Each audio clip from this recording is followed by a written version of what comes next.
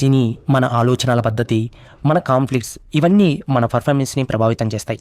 ఇవన్నీ అర్థం చేసుకుంటే మనం మన మెదడుతో ఫైట్ చేయడం కాదు, వర్క్ విత్ చేయడం నేర్చుకుంటాం.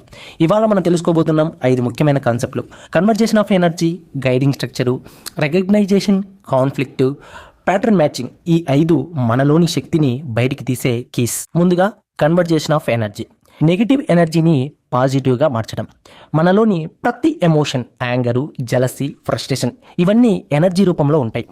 మన మీదనే దాన్ని ఉపయోగిస్తే అది డిస్ట్రాక్షన్ అవుతుంది, దానిని మారుస్తే క్రియేషన్ అవుతుంది. ఫర్ ఎగ్జాంపుల్, ఏఆర్ రెహమాన్కి తన తండ్రి చిన్నప్పుడే చనిపోయారు. చిన్న వయసులోనే బాధ, ఒత్తిడి, అఘాంతం ఇవన్నీ ఎదుర్కొన్నాడు. ఆ బాధని మ్యూజిక్లో కన్వర్ట్ చేశాడు. అదే ఎనర్జీ ఇప్పుడు ప్రపంచాన్ని ఇన్స్పైర్ చేస్తుంది. సో మీ నెగిటివ్ ఎమోషన్స్ని క్రియేటివ్ ఫ్యూయల్గా మార్చండి. ఏదైనా బాధగా ఉన్నప్పుడు దాన్ని ప్రొడక్టివ్ యాక్షన్గా మార్చడం నేర్చుకోండి. Number 2, guiding structure. ప్రతి మనిషిలో ఇంటర్నల్ గైడెన్స్ సిస్టమ్ అనేది ఒకటి ఉంటుంది. అది మన విలువలు, లక్ష్యాలు మరియు నమ్మకాల మీద ఆధారపడి ఉంటుంది. దాన్ని గుర్తించి అలైన్ చేస్తే డిసిషన్స్ సులభమవుతాయి.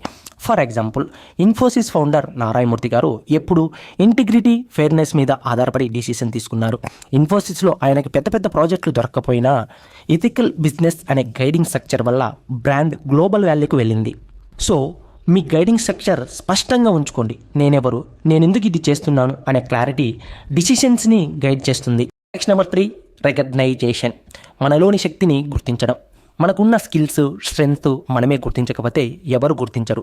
రికగ్నైజేషన్ అంటే ఇతరుల ప్రశంస కాదు, మనకు మనమే తెలిసిన సామర్థ్యాన్ని అంగీకరించడం.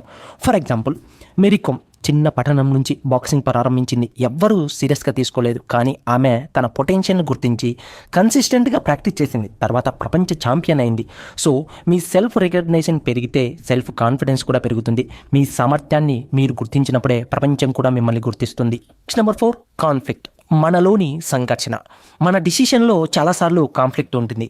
ఎప్పుడు సంఘర్షణకు గురవుతూ ఉంటాయి. ఇవి ఏంటి అంటే మన విలువలు, మన అవసరాలు, మన డ్రీమ్స్, మన భయాలు. ఈ కాన్ఫ్లిక్ట్ని ఎస్కేప్ కాకుండా రీసాల్వ్ చేయాలి.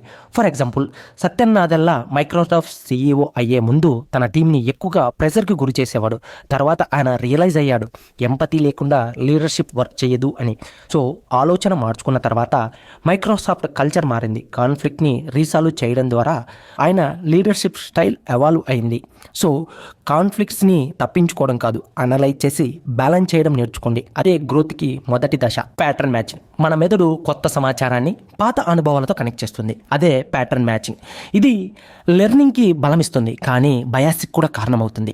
ఒక ఇన్వెస్టర్ స్టాక్ మార్కెట్లో గతంలో ఒక స్టాక్తో నష్టపోయాడు. తర్వాత కొత్త సిమిలర్ స్టాక్ చూసినా అది కూడా అలాగే కుప్పకూలుపుతుంది అని భావిస్తాడు. అది ప్యాటర్న్ మ్యాచింగ్ బయాస్. కానీ వారెన్ బఫెట్ లాంటి ఇన్వెస్టర్స్ పాస్ట్ ప్యాటర్న్స్ని అబ్జర్వ్ చేసి వాటి లాజికల్గా ఇన్సైట్గా మార్చుకుంటారు. సో పాత ప్యాటర్న్స్ని గుర్తుంచుకోండి, కానీ వాటిలో చిక్కుకోకండి. Learn from the patterns, don't get trapped by it. So conversation of energy అంటే నెగిటివ్ ఎమోషన్స్ని ప్రొడక్టివ్గా మార్చండి.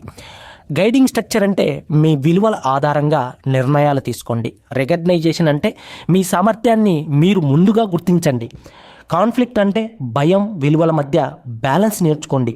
ప్యాటర్న్ మ్యాచింగ్ అంటే పాత అనుభవాలను లెర్నింగ్గా మార్చుకోండి. సో ఫైనల్గా నేను చెప్పేది ఏమంటే, మనలోని మైండ్ సిస్టమ్స్ని అర్థం చేసుకున్నప్పుడు మన డిసిషన్స్, మన గ్రోత్, మన రిలేషన్షిప్ అన్నీ క్లియర్ అవుతాయి.